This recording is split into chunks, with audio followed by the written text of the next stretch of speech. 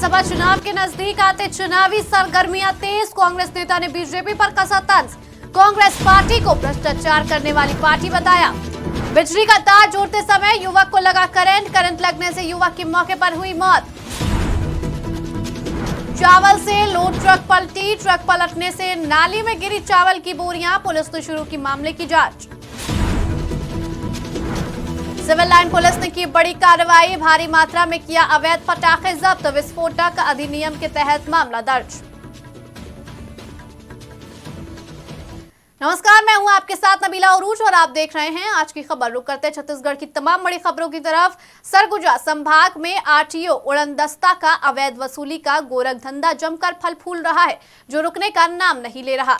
हाल ही में उड़नदस्ता निरीक्षक जितेंद्र भूषण अपने सहयोगियों के साथ बनारस रोड स्थित चंदौरा क्षेत्र में पैसों के लेन देन को लेकर चालकों से अभद्रता और विवाद करते और ट्रक चालकों के चालान काटते दिखाई दिए। उड़नदस्ता का काम ही है जांच करना, है ना, और उनके द्वारा मोटर व्हीकल एक्ट की आधीन कार्रवाई कर रहे होंगे, जांच की प्रक्रिया चल रही होंगी। बाकी रही बात अवैध वसूली का, तो इस संबंध में मुझे कोई जानकारी नहीं है। और चूँकि आप जैसे बता रहे हैं कि न्यूज़ में आया हुआ है, तो उसी न्यूज़ के माध्यम से मुझे भी पता चला कि इस प्रकार से कुछ विवाद हुआ है। और ये जाँच का विषय है कि ये जो आरोप लगा रहे हैं वो कितनी उसमें सच्चाई है, क्या मिथ्या आरोप है कि उसमें सच्चाई है, वो जान। सरकंडा थाना क्षेत्र में सुनसान मकानों की रेकी कर चोरी की घटना को अंजाम देने वाला आरोपी पुलिस के हाथों चढ़ गया। वहीं मामले की जानकारी देते हुए पुलिस ने बताया कि पकड़े गए आरोपी के पास से सोने चांदी और कई इलेक्ट्रॉनिक सामान के साथ, जिसकी कीमत 80,000 रुपए बताई जा रही है। पुलिस ने आरोपी को गिरफ्तार कर रिमांड पर न्यायालय में पेश किया। बिलासपुर में सिविल लाइन और पुलिस एसीसीयू टीम ने बड़ी कार्रवाई करते हुए अवैध पटाखों का जखीरा जब्त किया। बताया जा रहा है कि कार्टूनों में रखे गए विभिन्न प्रकार के पटाखे की कीमत लगभग 80,000 रुपए है। वहीं पुलिस ने मामले को संज्ञान में लेकर विस्फोटक अधिनियम के तहत मामला दर्ज किया और आगे की कार्रवाई में जुट गई। बिलासपुर में आराधना मानव विकास समिति, नव सभा सेवा समिति और आरके रणवी की अध्यक्षता में राज्य स्तरीय सांस्कृतिक कार्यक्रम का आयोजन कराया गया, जिसमें 16 साल की लड़कियों से 63 साल तक की महिलाओं ने भाग लिया। साथ ही साथ कार्यक्रम में मुख्य आकर्षण के रूप में ट्रांसजेंडर्स ऑफ क्वीन 2023 की भी प्रतियोगिता आयोजित की गई। वहीं इस कार्यक्रम के मुख्य अतिथि के रूप में विधायक शैलेश पांडे के साथ तमाम लोग मौजूद रहे।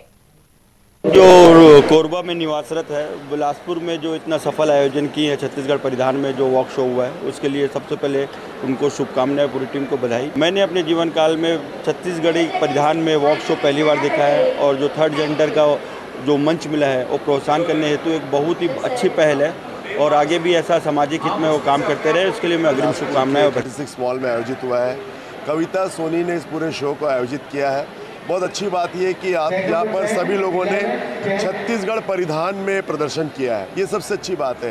अभी फैशन शो होते तो बहुत मॉडर्न कपड़ों में भी होते, वो भी ठीक है, लेकिन कविता सोनी का जो मर्म था कि छत्तीसगढ़ को आगे बढ़ाना है और विशेष रूप से जो ट्रांसजेंडर लोगों को इन्होंने अवसर दिया, ये बहुत कम ऐसा हो पाता है और वो लोग भी छत्तीसगढ़ परिधान में अपना प्रदर्शन किए।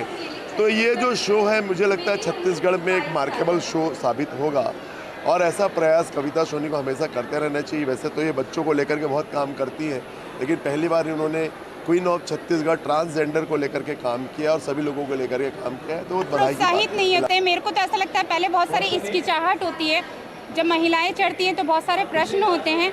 जब खाली एज अ फैशन शो के बाद जब उनकी ग्रूमिंग हुई, जो उनका दिन भर का 2 दिन का सेशन था, कल का तो दिन भर का सेशन था, तो उसमें उन लोगों ने जो सीखा, घर को छोड़ के, चीज़ों को छोड़ के जो एंजॉय किया और उनको पता चला कि खाली वॉक नहीं करना है, अपना परिचय देना है, अपने परिधान का परिचय देना है, अपने कल्चर के बारे में बताना है। तो बहुत सारे लोग हैं जिनको छत्तीसगढ़ के बारे में नहीं पता था, बहुत सारे प्रश्न।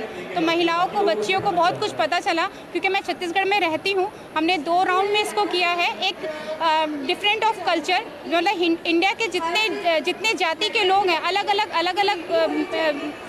अलग कल्चर की लेडीज़ लोग उसमें अपनी कास्ट की दुल्हन बन के आई, जिसमें उन लोगों ने अपना परिचय दिया।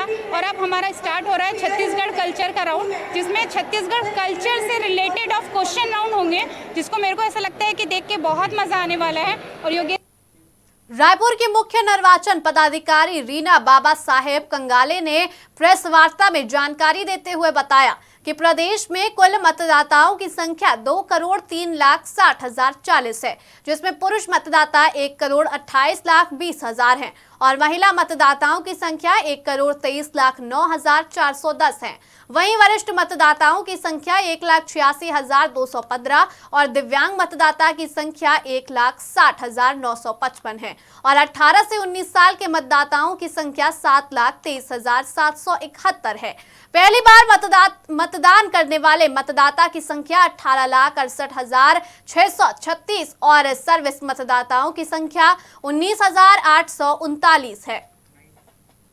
विधानसभा 2018 के बाद से जो हमारे नए मतदाता होंगे, जो प्रथम बार चुनाव में फर्स्ट टाइम वोटिंग करेंगे, ये संख्या है 18,68,000। इस तरह राज्य में जो वरिष्ठ नागरिक मतदाता है वो है 1,86,215 और छत्तीसगढ़ राज्य में निर्वाचक नामावली की अंतिम प्रकाशन तिथि में जो सर्विस वोटर्स है उसकी संख्या है 19,839। वर्तमान पुनरीक्षण में जो हमारा 2 अगस्त से 11 से चला था, जो कि द्वितीय पुनरीक्षण था, उसमें 10,10,699 नए मतदाताओं के नाम जोड़े गए थे इस अवधि में और 2,90,874। देखिए, के नजदीक आते ही चुनावी सरगर्मियां तेज होती नजर आ रही हैं। बता दें कि विधानसभा चुनाव 2023 में बीजेपी को छत्तीसगढ़ की सत्ता वापस दिलाने के लिए एक तरफ जहां देश के प्रधानमंत्री नरेंद्र मोदी छत्तीसगढ़ के अलग अलग संभागों का दौरा कर रहे हैं, वहीं दूसरी तरफ पीएम के दौरे को लेकर प्रदेश के खाद्य मंत्री और कांग्रेस के कट्टावर नेता अमरजीत भगत ने बीजेपी पर जमकर हमला बोला और तंज कसा। वहीं दूसरी तरफ अमरजीत भगत के द्वारा बीजेपी पर किए गए हमले और पीएम मोदी पर तंज को लेकर बीजेपी के जिला अध्यक्ष ने अमरजीत भगत के आरोपों पर पलटवार किया और कांग्रेस पार्टी को भारी भ्रष्टाचार करने वाली पार्टी करार दिया। देखिए, मोदी जी इस देश के प्रधानमंत्री है और उनका देश के प्रति जो उत्तरदायित्व है उसका निर्वहन करें। आज देश में सब कुछ ठीक ठाक नहीं चल रहा है। आज मणिपुर जल रहा है, वहाँ मोदी जी एक बार भी जा नहीं रहे हैं। बात को लेकर के वो सत्ता में आए थे, उसमें से एक भी पूरा कर नहीं रहे हैं। उन्होंने कहा था कि मैं अच्छे दिन लाऊंगा, मैं 100 दिन में महंगाई कम करूंगा, हर साल 2 करोड़ युवाओं को नौकरी दूंगा। एक भी उन्होंने वादा पूरा नहीं किया, इसलिए उनके बात पर गंभीर नहीं है और जो भी अपील करेंगे उसका कोई असर नहीं होगा। छत्तीसगढ़ धान का कटोरा है, कृषि प्रदेश है, यहाँ के किसान माला माल है और पूरे बाकी प्रदेश के किसानों का बेहाल है। प्रधानमंत्री जी से चाहता हूँ कि छत्तीसगढ़ के किसानों को जो मिल रहा है वो पूरे देश के किसानों को देने। मोदी जी पूरे देश के स्टार हैं और भारतीय जनता पार्टी जो 4 स्टेट के चुनाव हो रहे हैं, खास तौर से राजस्थान, छत्तीसगढ़ और मध्य प्रदेश, उनके ही चेहरे पे हम चुनाव लड़ रहे हैं, क्योंकि आज भारतवर्ष के पूरे सबसे बड़े स्टार कोई हैं तो केवल नरेंद्र मोदी जी ही हैं और सबसे लोकप्रिय प्रधानमंत्री हैं। जहाँ तक बात रही मणिपुर जाने की, तो मणिपुर की समस्या को भी बड़े संजीदगी से सॉल्व कर रहे हैं और कई समस्याएं ऐसी होती हैं जो धीरे धीरे ही सॉल्व होती हैं, उसकी प्रकृति ऐसी होती है। लेकिन जहाँ तक ये बात है खाद्य मंत्री जी का कहने, उनके ऊपर आरोप लगाने का या टिप्पणी करने का, तो उनको उससे बचना चाहिए। प्रधानमंत्री जो बहुत ही अति लोकप्रिय है और एक यहाँ के मंत्री हैं जो जिनकी सरकार भ्रष्टतम सरकार में गिनी जा रही है, जो अधिकारी एक बार जेल गए 6-6 महीना से जेल में ही पड़े हैं, उनका जमानत नहीं हो पा रहा है। यदि हल्के फुल्के कहीं केस होते तो वो बाहर आ गए होते। तो भ्रष्टाचार चरम पे है। पीडीएस सिस्टम की जहाँ तक बात है, सरगुजा जिले में ही आपने देखा, सूरजपुर के झिलमिली थाना क्षेत्र के भाड़ी गांव में एक युवक की करंट के चपेट में आने से मौके पर ही मौत हो गई। दरअसल भाड़ी गांव निवासी मृतक मान सिंह बारिश के दौरान घर के टूटे हुए बिजली तार को जोड़ रहा था, जहां करंट की चपेट में आने से उसकी मौके पर ही मौत हो गई। वहीं इस घटना से गांव में मातम पसरा हुआ है। मामले की सूचना मिलते ही मौके पर पहुंची पुलिस ने मामले की जाँच शुरू कर दी है। कल हम लोग को सरपंच के माध्यम से सूचना मिला कि भाड़ी निवासी मान साहब पिता सोपाल कंवर के अपने घर में बिजली का तार का करंट सप्लाई हो रहा था, उसको जोड़ने के दौरान, पानी गिरने के दौरान शरीर गीला होने और भूमि गीला होने के कारण करंट लगने से मौके पर ही मृत्यु हो गई, जिसकी सूचना पर उसके पुत्र के द्वारा मर्ग इंटीमेशन जांच कराया गया, जिस पर हमारे सूचना मिला कि सूरजपुर के झिलमिली थाना क्षेत्र के चैनपुर पुलिया में कोरिया से उत्तर प्रदेश की तरफ जा रही चावल से भरी ट्रक अनियंत्रित होकर पलट गई। हालांकि इस हादसे में ट्रक सवार चालक और उसके साथी बाल बाल बच गए। उन्हें किसी तरह की गंभीर चोटें नहीं आई, पर ट्रक पलटने से चावल की बोरियां नाली में गिर गईं। वहीं मामले की सूचना मिलते ही मौके पर पहुंची पुलिस ने मामले की जांच पड़ताल शुरू कर दी। मिला कि एक ट्रक राजबहार नाला के पास पलटी हुई है। रवाना होकर घटनास्थल पहुंचकर देखे यूपी 70 की 55-20 चावल लोड ट्रक जो कि कोरिया तरफ से आ रही थी और बनारस तरफ जा रही, उस ट्रक में अनियंत्रित होकर नाले में पलट गई गाड़ी। ड्राइवर और खलासी दोनों, जिसमें से दोनों को किसी प्रकार का कोई चोट नहीं आया तथा ट्रक से चावल कुछ नाले में गिर गया था, जिससे वहां पे बल लगाया गया और सुरक्षार्थ रखा गया और ड्राइवर खलासी भी वहीं उपस्थित रहे। फिलहाल इस बुलेटिन में इतना ही। छत्तीसगढ़ की तमाम बड़ी खबरों के लिए बने रहिए आज की खबर के साथ।